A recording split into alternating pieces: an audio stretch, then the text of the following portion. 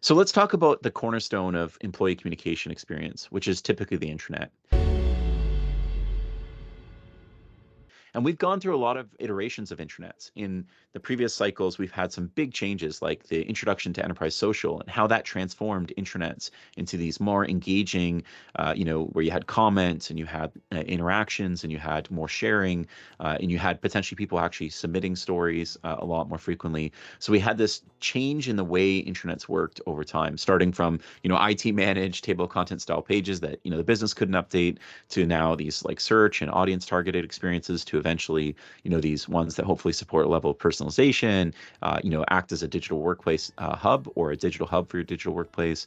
And what's really happening in the last 2, 3 years is for many organizations, they've started transitioning to what we would classify as intranets 3.0 or the next era of intranets, which is about a different level of engagement. It's not just about, comments and social interactions. It's really about engaging people where they are in the flow of their work.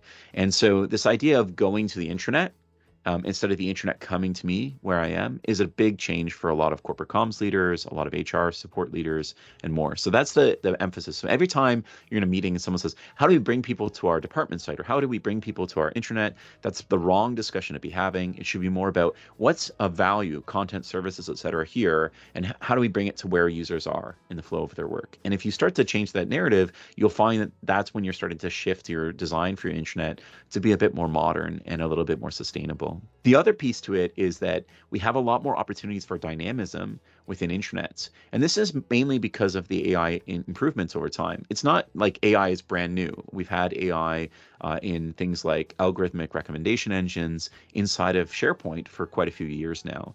And so there are things like the Microsoft 365 feed that have existed for a while, and a lot of customers don't use this feed, and it's a great web part for like a homepage of an intranet because it connects Teams and Outlook and SharePoint and a variety of different tools all in one place for that user, for you, for me, right, as a user. Similarly, if we look at some other dynamism that we have, using an org chart instead of a set of people and listing people can be a really powerful thing because it's always up to date and maintained, assuming your AD is in a good, healthy state from a profiling perspective.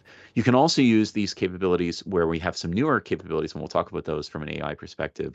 And really what we're saying is that intranets have really shifted in the way that they're designed and the way that they focus. So if you feel like those things aren't as true for your organization, then this is something, again, as a good discussion, as a follow-up, like how do we get from where we are today towards these more modern intranet patterns?